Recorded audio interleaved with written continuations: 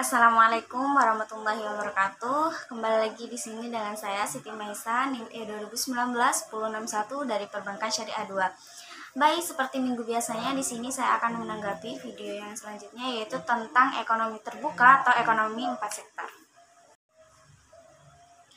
Yang pertama yaitu pengertian ekonomi 4 sektor. Apa sih ekonomi 4 sektor itu? Jadi, ekonomi 4 sektor itu adalah perekonomian suatu negara yang terlibat luas dalam perdagangan antar negara. Jadi, di ekonomi 4 sektor itu ada empat sektor. Yang pertama sektor rumah tangga, yang kedua sektor perusahaan, yang ketiga sektor pemerintahan, dan yang keempat sektor luar negeri. Nah, itu yang disebut kegiatan ekonomi yang terlibat di antara empat sektor ini. Nah, itu yang disebut dengan ekonomi terbuka atau ekonomi 4 sektor. Oke, baik, yang kedua yaitu tentang konsekuensi dari perekonomian terbuka. Jadi, apa sih konsekuensinya? Jadi, dari segi ekonomi makro, jika dilihat dari ekonomi makro, maka ekonomi terbuka ini berarti ada pasar keempat, yaitu pasar luar negeri.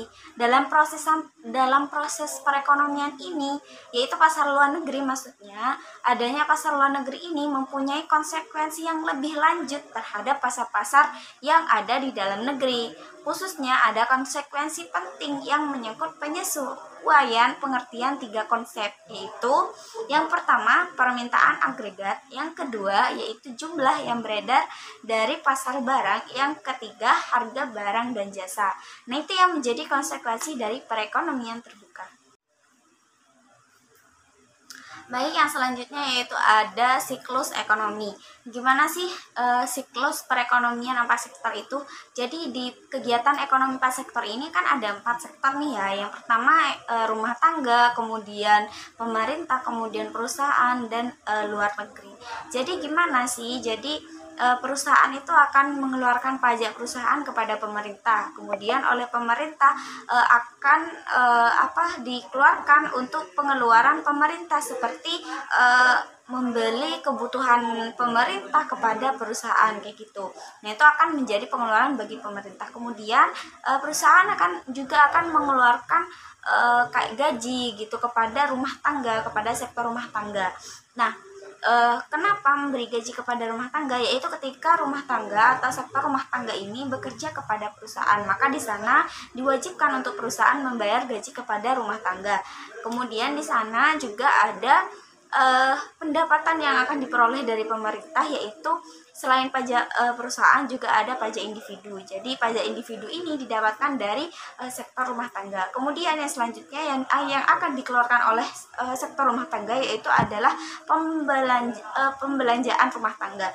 Jadi selain pajak individu, sektor rumah tangga juga akan mengeluarkan uangnya itu, mengalokasikan uangnya itu sebagai untuk pembelanjaan rumah tangga. Jadi untuk memenuhi kebutuhannya. Kemudian di sana juga ada ketika rumah tangga itu sudah memenuhi kebutuhannya, kemudian di sana masih ada lebihnya uang, maka di sana sektor rumah tangga ini bisa menggunakannya untuk menabung dan ditabung di investasi keuangan. Kemudian dari investasi keuangan, jika rumah tangga itu memberikan tabungannya itu kepada perusahaan, maka di sana terjadi pinjaman yang akan diperoleh oleh perusahaan kepada rumah tangga. Nah, di situ sektor rumah tangga itu akan menjadi pemodal atau akan menginvestasikan uangnya kepada perusahaan. Kemudian hubungannya untuk hubungan ekonomi terhadap luar negeri itu apa? Itu ketika rumah tangga membelanjakan uangnya itu untuk barang-barang impor. Jadi yang barang yang masuk dari luar negeri ke Indonesia itu akan dibeli oleh sektor rumah tangga. Nah, rumah tangga juga bisa memberikan atau menyalurkan apa yang dimiliki oleh rumah tangga itu kepada luar negeri, atau di sana terjadi kegiatan ekspor. Begitupun dengan perusahaan. Perusahaan juga bisa mengeluarkan atau menjual produknya kepada luar negeri yang dibutuhkan oleh luar negeri, yang di sana akan terjadi kegiatan ekspor. Nah, inilah yang disebut dengan ekonomi 4 sektor atau ekonomi terbuka. Oke, baik, selanjutnya yaitu komponen pengeluaran. Jadi apa saja sih komponen pengeluarannya? Jadi yang pertama itu konsumsi rumah tangga atas barang-barang yang dihasilkan. Kemudian yang kedua investasi perusahaan. Yang ketiga pengeluaran pemerintah atas barang dan jasa yang diperoleh dalam negeri. Dimana di sini ekspor dan impor, sehingga AE atau komponen pengeluaran ini sama dengan CDN atau konsumsi rumah tangga ditambah investasi ditambah pengeluaran ditambah dalam kurung ekspor dikurangi impor, kayak gitu.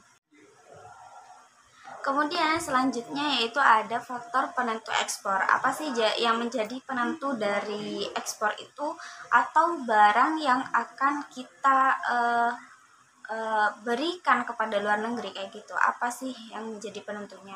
Jadi yang pertama, apabila barang tersebut diperlukan oleh negara lain, maka itu akan menjadi penentu. Jadi apa yang dibutuhkan oleh negara lain, maka kita harus mengirimnya ke sana. Ketika negara lain itu tidak ada karet misalkan yang getah karet itu, jadi kita itu berpeluang besar untuk mengirim getah karet itu kepada luar negeri. Kemudian yang kedua itu mutu barang. Kemudian yang ketiga cita rasa masyarakat luar negeri terhadap barang yang diekspor. Jadi ketika kita mengirimkan sesuatu barang kepada luar negeri, itu apa sih cita rasanya yang dirasakan oleh luar negeri, orang-orang luar negeri itu terhadap barang yang kita impor kepada yang kita ekspor pada luar negeri tersebut, kayak gitu. Kemudian kemajuan teknologi dan ekonomi negara. Nah, ini yang sangat menjadi penentu nih, karena kemajuan teknologi dengan kemajuan teknologi itu akan sangat mempermudah kita untuk bekerja sama atau menjalankan perekonomian dengan luar negeri, kayak gitu. Kemudian di sini ada faktor penentu impor. Tadi sudah dijelaskan bahwasanya penentu ekspor itu ada mutu, kemudian ada cita rasa dan lain sebagainya. Di sini akan dibahas tentang faktor penentu impor. Apa saja faktor penentu impor itu? Yang pertama, tingkat pendapatan negara. Jadi kalau misalkan pendapatan negaranya kita itu banyak, maka kemungkinan besar untuk luar negeri itu mengirimkan barang terhadap negara kita. Kemudian yang kedua, inflasi dalam negeri. Gimana inflasi dalam negeri? Nah, itu akan menjadi penentu terhadap impor juga. Kemudian kemampuan suatu negara untuk membuat barang. Jadi ketika kita menjadi negara yang akan mendapatkan suatu barang yang akan dikirimkan oleh dari luar negeri, maka bagaimana kemampuan kita itu untuk membuat barang tersebut atau mengonsumsi barang tersebut, kayak gitu. Kemudian cita rasa konsumen. Jadi gimana sih cita rasanya kita itu untuk menikmati barang yang diimpor dari luar negeri tersebut, gitu. Oke, baik, yang selanjutnya yaitu tentang keseimbangan perekonomian terbuka. Jadi gimana sih pada keseimbangannya? Yaitu yang pertama penawaran dan pengeluaran. Penawaran agregat atau AE sama dengan Y plus M. Jadi Y itu adalah pendapatan nasional ditambahkan dengan impor. Kemudian ada penawaran agregat atau sama dengan AE, di mana AE ini didapatkan dari CDN atau konsumsi rumah tangga atas barang-barang yang dihasilkan, kemudian ditambah dengan investasi, ditambah juga dengan pengeluaran pemerintah, kemudian ditambah dengan ekspor dan impor. Itu yang akan menjadi penawaran agregat. Kemudian bagaimana terhadap C atau keseimbangannya, yaitu C atau pengeluaran rumah tangga, yaitu CDN atau yang tadi konsumsi rumah tangga ditambah dengan impor, kayak gitu. Sehingga dapat disimpulkan persamaannya yaitu AE sama dengan konsumsi ditambah investasi ditambah pengeluaran pemerintah ditambah dengan impor. Dengan demikian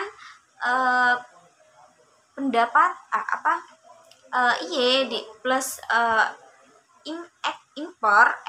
impor itu sama dengan konsumsi ditambah investasi ditambah G atau pengeluaran pemerintah ditambah X atau ekspor. di mana di sini Y adalah pendapatan nasional yang akan diperoleh akan mengakibatkan yaitu C plus I plus G plus X dikurangi M, di mana C di sini konsumsi ditambah investasi ditambah pengeluaran pemerintah ditambah ekspor dikurangi impor kayak gitu. Kemudian selanjutnya yaitu suntikan dan bocoran. Gimana? Maksudnya keseimbangan yang akan dicapai yaitu investasi ditambah pengeluaran pemerintah ditambah dengan ekspor itu akan menjadi seimbang ketika tabungan ditambah dengan pajak ditambah dengan M atau impor. Nah, jika kedua komponen ini menjadi setara, maka di sana akan menjadi keseimbangan. Pendapatan disposable merupakan sisa pendapatan nasional dikurangi dengan pajak. Maksudnya YD sama dengan Y dikurangi pajak perusahaan dikurangi pajak individu, di mana dapat disimpulkan YD sama dengan Y dikurangi T kayak gitu.